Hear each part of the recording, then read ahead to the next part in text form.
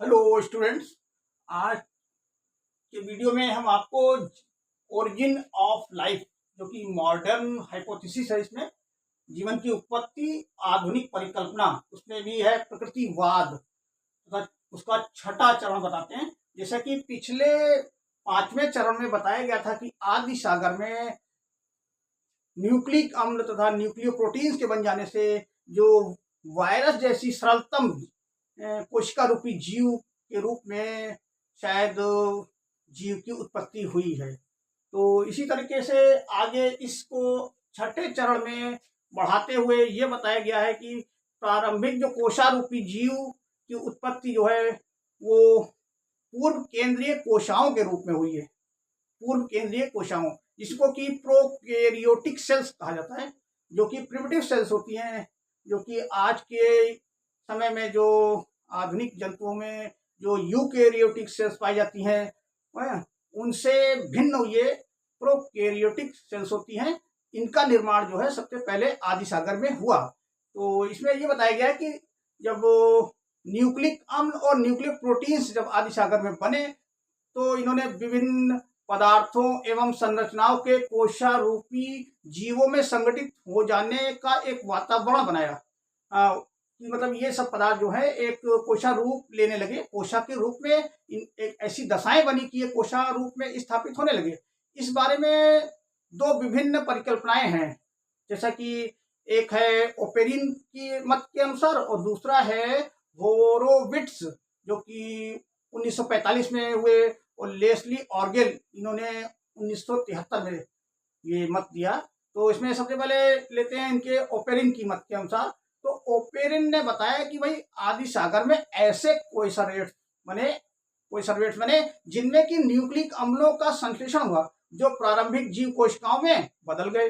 अच्छा, कुछ समय पश्चात इनके जीन्स में अचानक परिवर्तन हो जाने के कारण कुछ जो है विशिष्ट अंगक बने इनमें, और इनके लक्षणों में विभिन्नताएं भी विकसित हो गई। तो उस समय क्या हुआ, जब न्यूक्लिक अम्ल और न्यूक्लिक प्रोटीन्स जब बने तो उसमें कुछ जीन्स भी बने।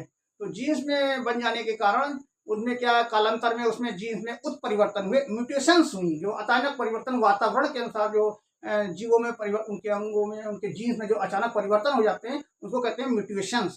तो म्यूटेशंस से क्या होता है, एक स्थायी लक्षण पैदा हो जाते हैं, उनके विभिन्नताएं विकसित हो जाती हैं जो कि पीढ़ी दर पीढ़ी चलती रहती है। तो जो जीन्स बने, तो ये जीन्स जो हैं वो क्या है कि जीवन की निरंतरता को बनाए रखते हैं, वाइटलिटी को बनाए रखते हैं। वो जीवन जो है हमेशा चलता रहता है इस धरती पे, एक पीढ़ी से दूसरी पीढ़ी में उसके जो लक्षण है वो जाते रहते हैं। तो ये जो है जीन्स ही हैं जो कि पीढ़ी दर पीढ़ी जो है जीवों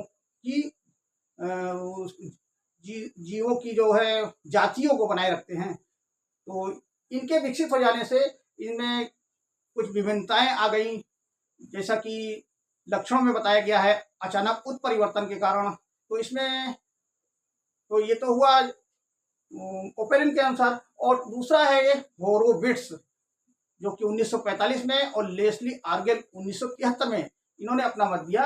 इनके अनुसार क्या है कि आदि सागर में जीवन की जो सबसे पहली और सरलतम आकृतियां जो बनी वो नग्न जीन्स के रूप में आई। अच्छा, उस समय जो कोशाएं बनी थी वो क्या थी, वो प्रोकैरियोटिक थी। अब आप यहाँ पे थोड़ा समझ लीजिए, प्रोकैरियोटिक और यूकैरियोटिक। तो यूकैरियोटिक जो है आधुनिक जो जंतु हैं उनमें जो कोशिकाएं पाई जाती हैं वो जो है विकसित कोशिकाएं होती हैं, जैसा कि उसमें कोशिका अंगक होते हैं, जैसे न्यूक्लियस होता है और न्यूक्लियर मेम्ब्रेन होती है, गोल्गी कॉम्प्लेक्स, उसके जो ऑर्गेनेल्स होते हैं, जो अंग होते हैं कोशिका के, वो पाए जाते हैं, जैसे माइटोकाइंड्रिया, क्लोरोप्लास्ट है आपका, और ये गोल्गी कॉम्प्लेक्स वगैरह, ये सब अंग पाए जाते हैं। तो ये एक विकसित कोशिका के रूप में हुई, तो इसको कहा गया यूकैरियोटिक सेल्स।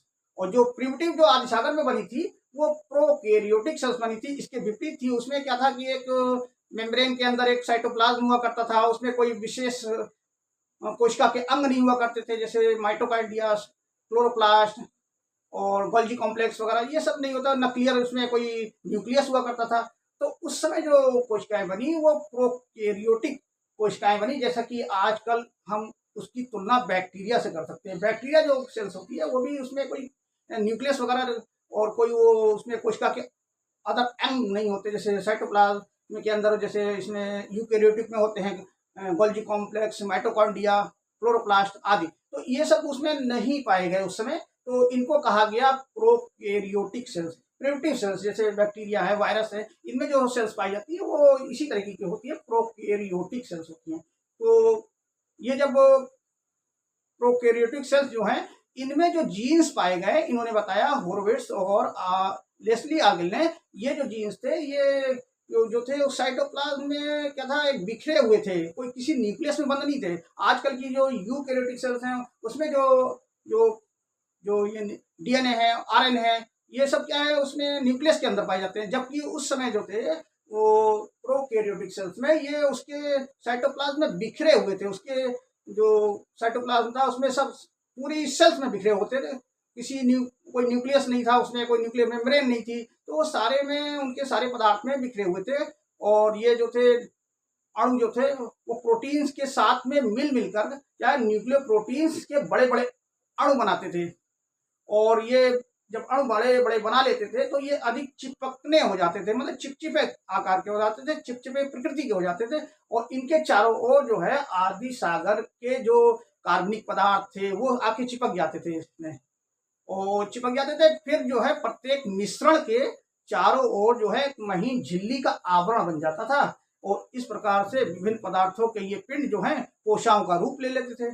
अब जब कोशाओं का रूप ले लेते थे तो इसमें जो आउटर मेम्ब्रेन हुआ करती थी वो अर्ध पारगम्य झिल्ली का काम किया करती थी, मतलब सेमी परमिएबल मेम्ब्रेन जिसे कहते हैं। उसमें क्या होता था कि उसमें सागर के जो पानी में घुले हुए जो कार्बनिक पदार्थ थे वो झिल्ली के पार जो है इन कोशिकाओं में जाते थे, और वहाँ इनको जो है पोषण मिलता था इससे, और इससे वो जो है अपना वृद्धि करते थे।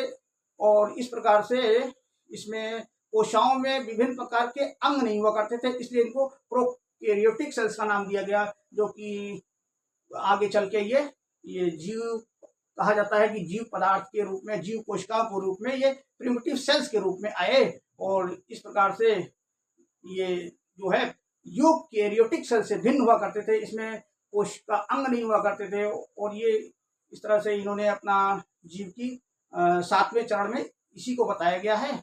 और इस वीडियो में आज के इसी चरण को यहीं समाप्त करते हैं। अगले चरण में इसके आगे की जो बातें हैं उसको लेंगे, और इस तरह से ये जीव का जो विकास का क्रम है वो चलता रहता है। और आगे जो है जो आधुनिक जीव किस रूप में आया वो आगे के चरणों में बताया जाएगा। तब तक के लिए चैनल को लाइक तथा सब्सक्राइब करते रहिए, जिससे कि नए नए वीडियो आपको मिलते रहें।